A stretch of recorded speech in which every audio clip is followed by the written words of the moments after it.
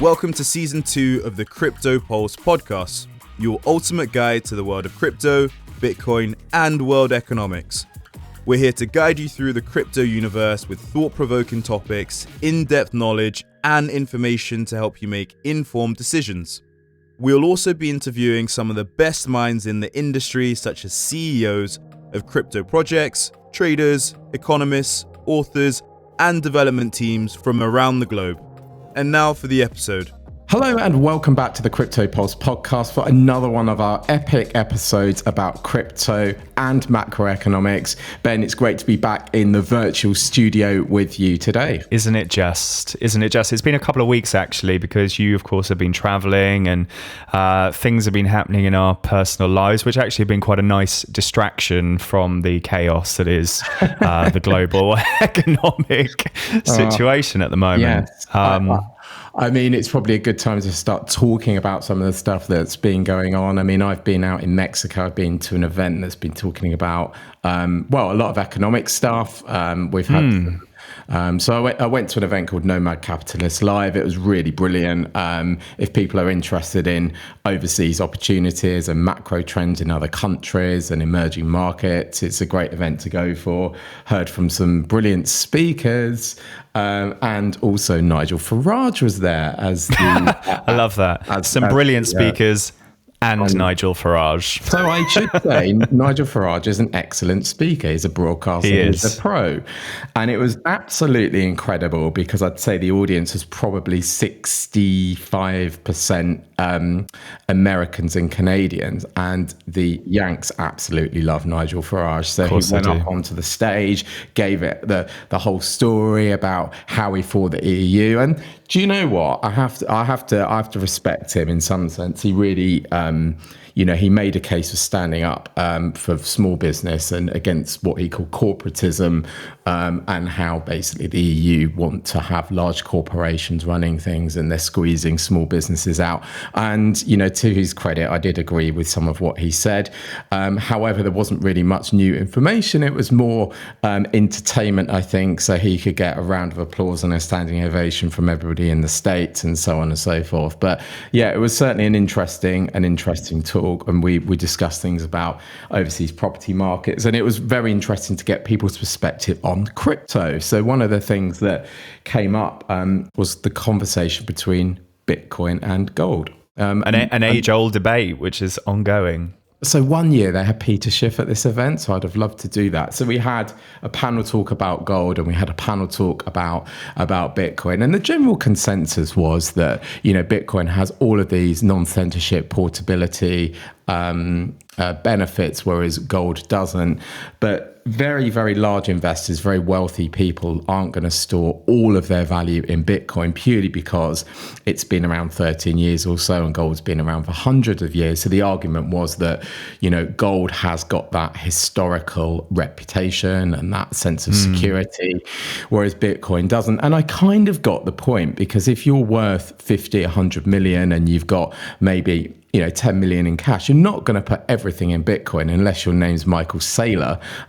You're going to really be looking at diversifying your risks. So they spoke about, there's a new company that's cropped up that gives you yields on your gold and stuff like that. So don't worry, I haven't sold all my Bitcoin for gold, but it did open my mind up to some of the more sort of traditional metal markets. Interesting. Well, I mean, as Greg Foss says, you just want probably a 5% allocation for Bitcoin. You just need to get yourself off zero. But we've spoken about gold as an asset in a portfolio too, and actually it's it's quite a sensible thing having physical gold. There are lots of pros to having that, especially as we head into potential Armageddon and the end of time. So you've got to have something to pay for your wares with. Well, let's talk about Armageddon. So what's been happening in the UK has caught global attention. And certainly when I was out in Mexico with, again, a lot of the Americans, they were kind of saying, oh, what's going on with your currency? And I said, well, what's going on with yours? Because your US dollar is really crushing the world at the moment. So there are a lot of conversations about that. But What is happening in the UK?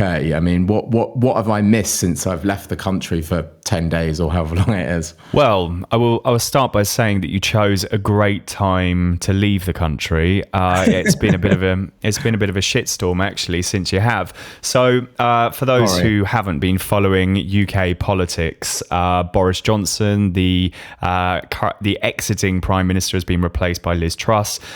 Liz Truss, a former Liberal Democrat, now Tory Prime Minister, has come in with a brand new Chancellor of the Exchequer, who has very recently announced a mini budget and some incredibly ambitious policies, which are absolutely great for the rich of the country, terrible for the poor, disproportionately benefiting people who are on salaries of 150k plus. But a lot of this is unfunded tax cuts, something which not even the majority of the Tory backbenchers support.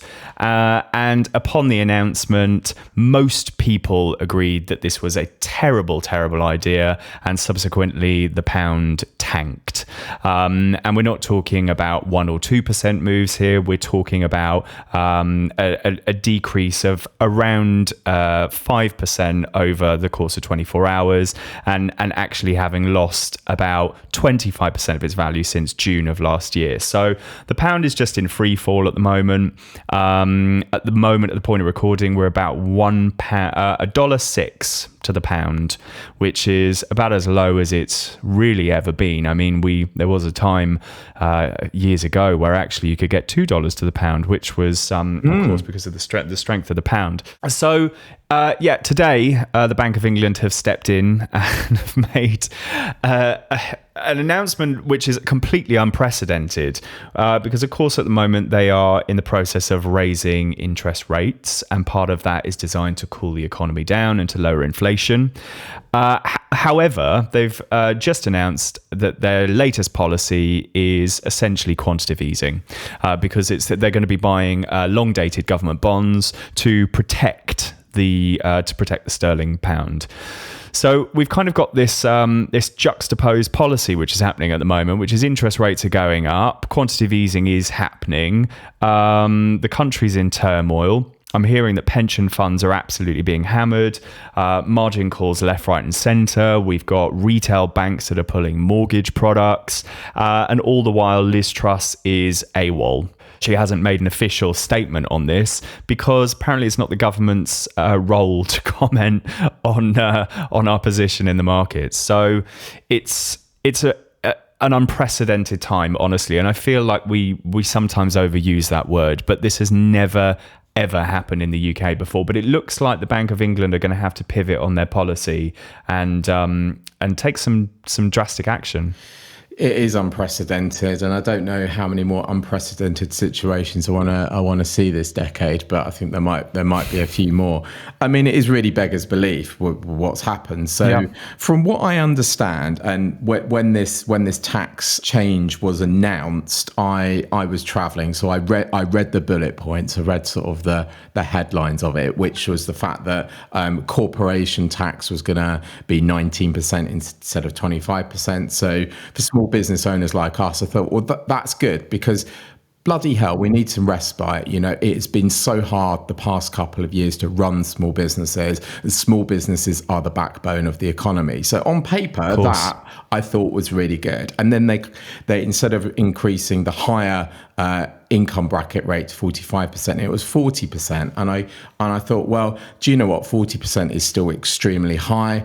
5% isn't going to make a huge difference. So I looked at those and I thought, you know what? For entrepreneurs, for business owners, I thought that was a good thing. But of course, without those tax revenues and the fact that interest rates are going up, it's caused this situation which has really tanked the pound and not helped anybody. And There's this whole talk from Liz Truss that she wants to be the next Maggie Thatcher. And I think she's caught up in this delusion that it's the 80s again, where they're coming out of a more socialist regime and you turn to a free market and you see that level of growth. And one of the critical differences is that it's not the 80s anymore. There's lots of other different factors that are happening. You're not introducing loads of new mortgages onto the market, which of course is what happened in the 80s when people were buying their local authority homes, and that stimulated things. So they're using an ideology from the past in the present, and the conditions are different, not to mention the age demographics as well. 100%. And also don't forget that we've had now nearly 12 years of Tory government. So, she's coming in with these drastic policies. It's only to really fix the policies that have been introduced by her predecessors. And I'd like actually just to break down the mini budget a little bit more, because as it's been pointed out, the policies do affect the high income earners of the United Kingdom. So that's people that are earning sort of £150,000 plus. So he is scrapping the 45% additional rate income tax ban for anyone earning over that amount. The 40% higher rate, which is charged at incomes above 50,000, will stay in place. He's also going to bring forward a cut in the basic rate of income tax from 20% to 19% from April of next year. There's also been some changes to the banker bonus scheme. They've been completely scrapped. They were capped a couple of years ago, but now they are just scrapping that cap. As you mentioned, there are some business tax cuts as well, but also cuts on stamp duty for anybody buying a brand new home.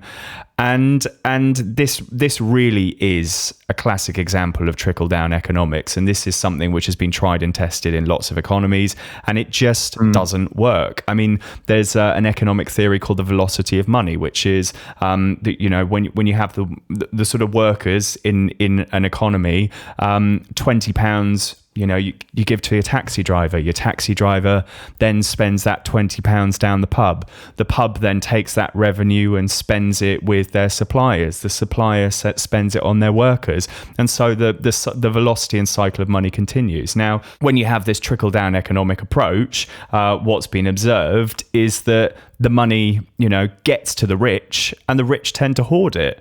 And it's always sort of trying to strike that balance between, keeping the big players in the economy happy, but also making sure that the money is reaching the people that really do the lion's share of the work. And I think, sadly, with the latest introduction, and the way that the markets have reacted, I think the majority of people see this as a far too extreme measure. And I was speaking to a friend recently who is incredibly wealthy. I mean, earning good money through ethical business, I would add, but said that, what is the point in me being personally wealthy when we're socially impoverished?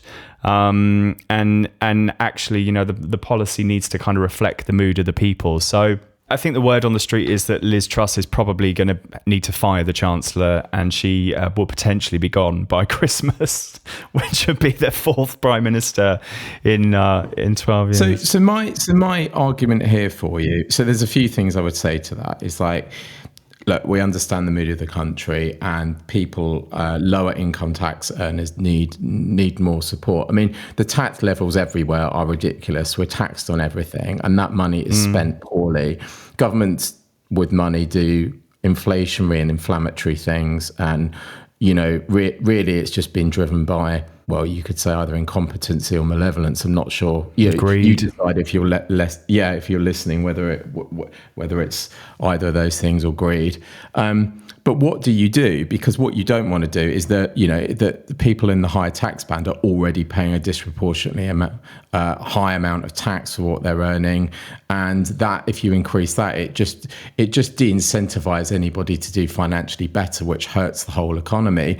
But at the same time, if you're not helping out like your average earners, like your nurses, your taxi drivers, your retail workers, the person that's making your coffee, with the cost of living and what they're earning, it's just not getting better. So what do you do? Like, how do you fix this thing? And I think the only way that they're going to be able to do this is more quantitative easing. I don't see how that's going to change unless the world economic policy changes, which well, that the IMF and all of those cronies just aren't going to let that happen. So what would you do? Like, how do you, because I can't come up with a solution that actually seems to fix the situation. Well, I think that's the golden question, isn't it? How do you solve this problem? I think, unfortunately, we've come to the realization that this is a problem, sadly, which just can't be fixed with current central bank policies. And sadly, we are in this fiat debt spiral now, and we say it all the time. I think there is really only one way that this ends.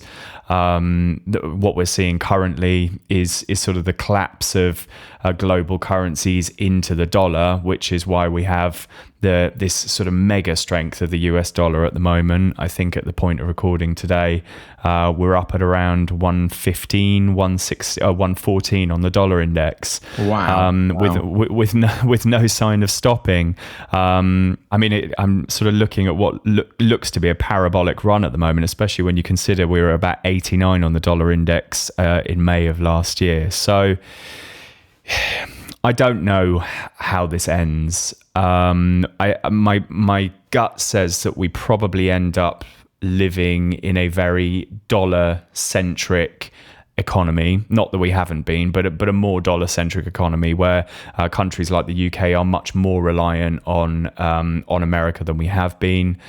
Yeah, I think eventually it will also catch America. I think all currency will collapse into the dollar, and eventually the dollar will collapse under its own weight. And there will need to be a solution for that, whether that's central bank digital currency, something that comes in to replace the current fiat system, or whether it's a decentralized form of currency.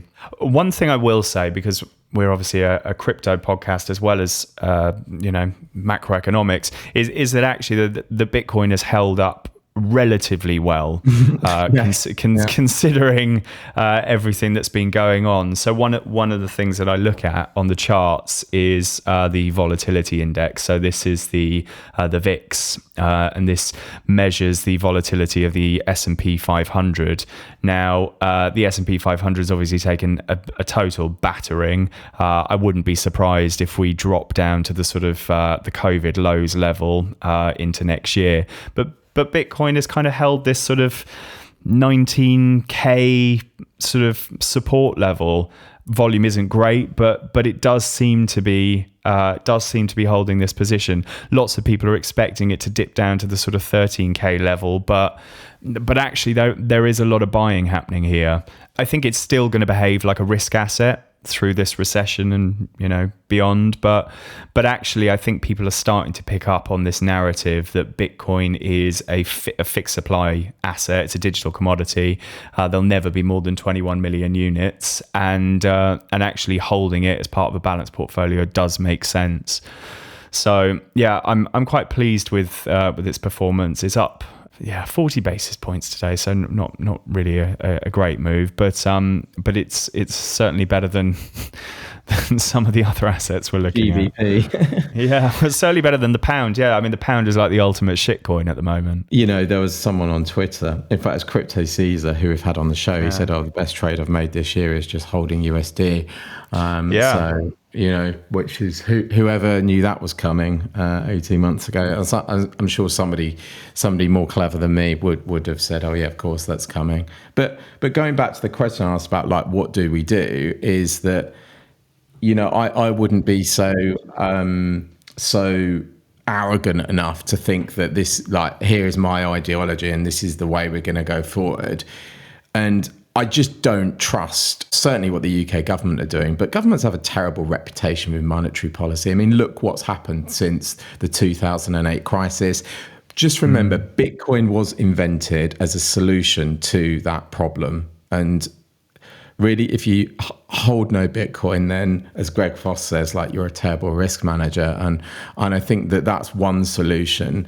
But you've got to educate yourself on the economy and look at things other than maybe one, just having one job, or I'm not saying you've got to go and get two jobs, but look at other cash flowing assets and look at creating something. Because I think the only person that's going to solve the problem is us as individuals on an individual basis. And I know not everyone can do that. And you could say, well, all right, so you're a nurse and you're working 50, 60 hours a week, then it's just really not possible. But I think we have to take things into our own hands in a certain way and make our own informed decisions about what's right for us as individuals. And honestly, Yeah. you know, you increase tax rates and you pay more tax. And, you know, I have absolutely zero faith that money's going to be spent on anything Of course it that's isn't. good. It's going to be spent on servicing more debt. And, you know, and my view is that, you know, keeping more of your hard-earned money means you can go and do more good things and support more people and support the economy more. Well, people like you and I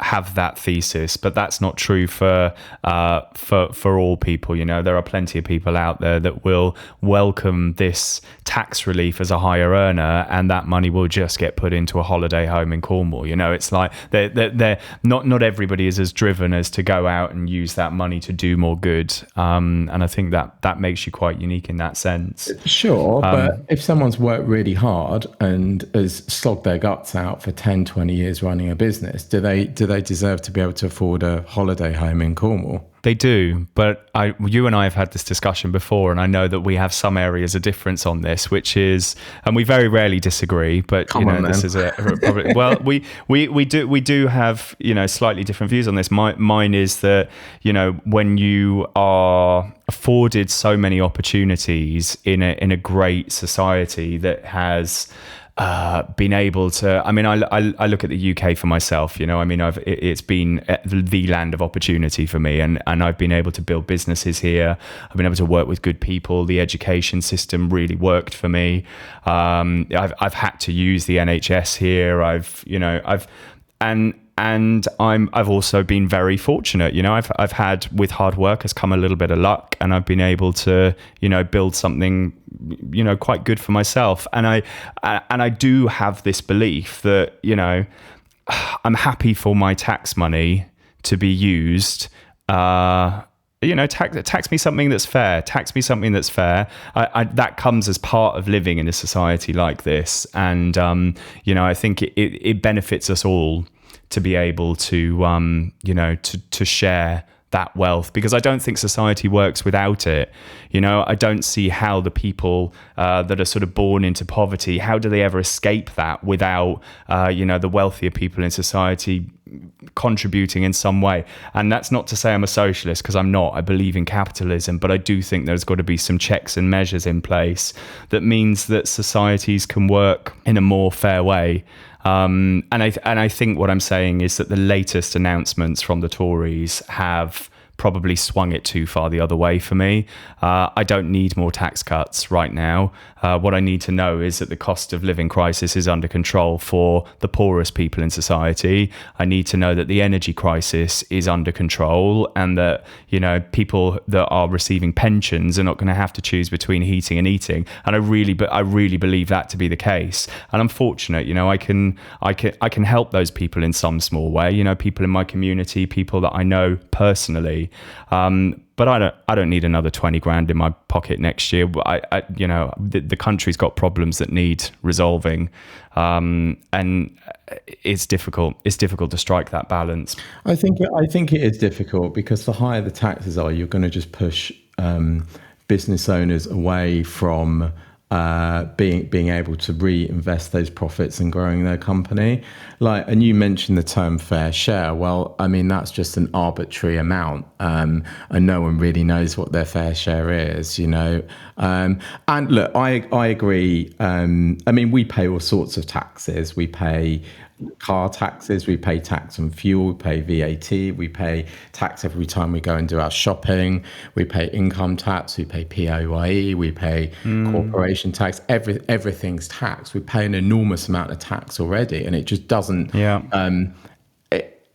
it doesn't fill me with any faith by having more taxes that these problems are actually gonna get solved, because of the amount of money that's needed to service the country's debt and the way that it's being spent, and the fact that taxes are spent on massive corporations that get government contracts, and not on SMEs. So I agree in that respect. But then I think the fundamental problem there is that we need to have checks and balances on the way that those tax pounds are spent.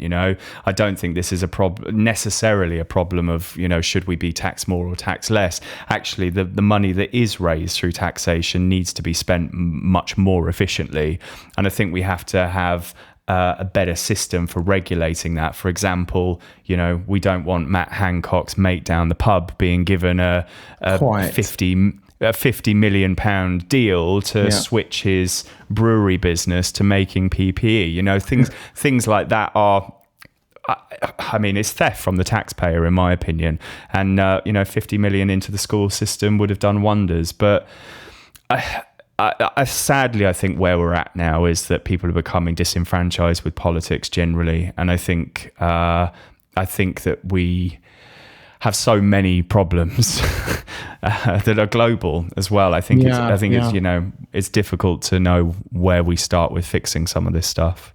Definitely. I know from my perspective, the more money I can keep, the more good I can do, the more I can expand the businesses we have, the more I can give back. And, that's a huge part. And I'd rather give back directly in a way that was measurable. I think the only way this changes is to implement some kind of like DAO system or blockchain technology in terms of government spending. So the spending is all predetermined, and those go to, if they go to third-party contractors, which they have to, because we don't want nationalized or centralized companies, because then we're just entering the era of socialism.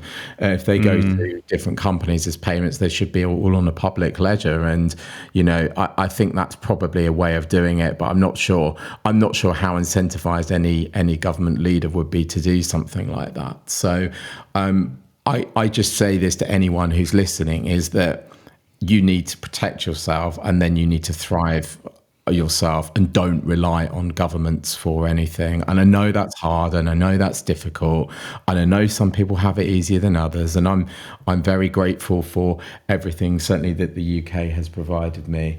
But the services I get for the money that I pay, I can't use the NHS because it takes so long to get seen. I've had to pay for private healthcare for a medical condition, because if I'd have waited on the NHS, it would have been more problematic, and it would have had further complications, for example.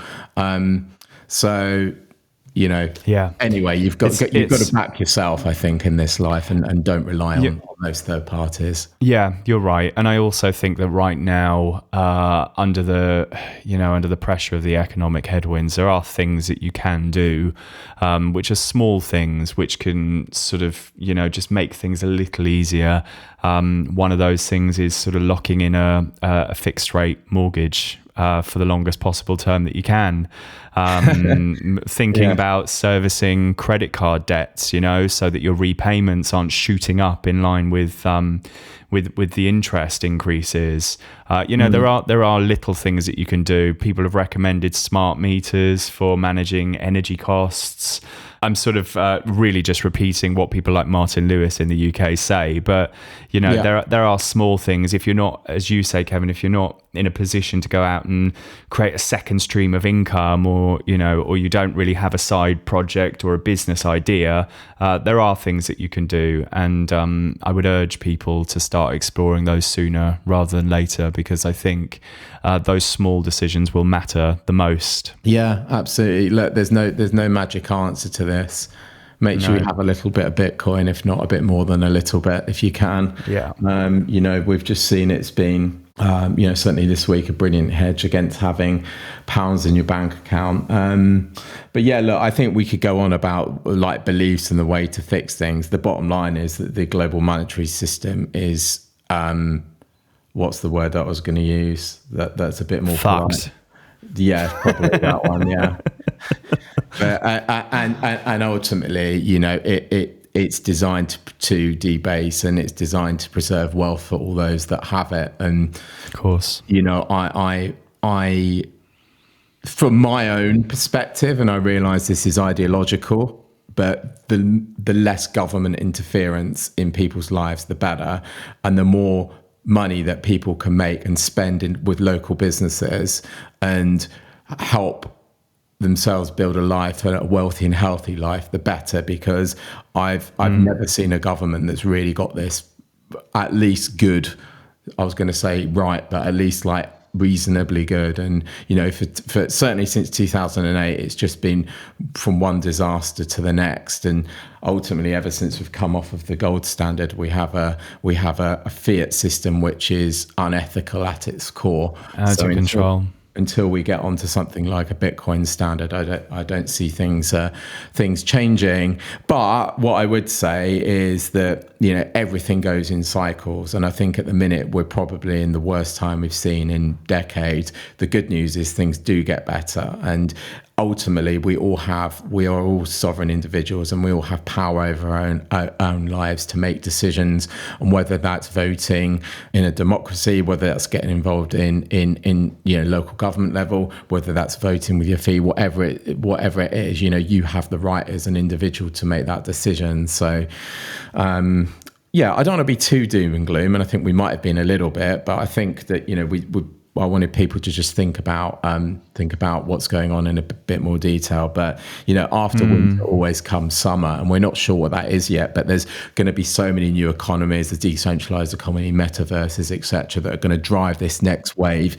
And we saw it with the baby boomers. The baby boomers drove the property market. I'm hoping that millennials, as they reach their peak earning potential, start driving some more of this tech market. And I think that could be a really good way out of it. Will the UK be at the front of that? Probably not. Do we think that the UK will be part of it in some way? Yeah, I do. So there are some really good things I think that will happen in the future. It's going to be exciting to see, and as a good friend of mine, Tristan, always says, the spring always comes, and it will. I love that. Yeah, when is the question, but we'll ride it out together. And you're right, we don't want to be too doom and gloom, but I think it's important to say it as we see it. And I hope that through this podcast we can share our views on the global economic situation in a way that is honest and unbiased. And it's great that you and I sometimes have different perspectives, because I think it shows both sides of the coin.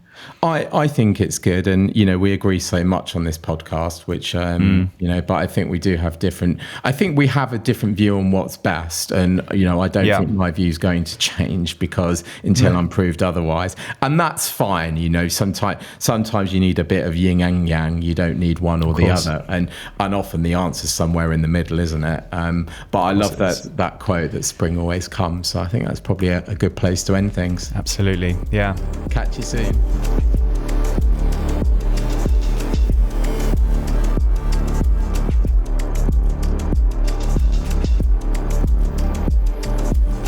We hope you enjoyed this episode. It would mean the world to us if you could leave a review wherever you're listening.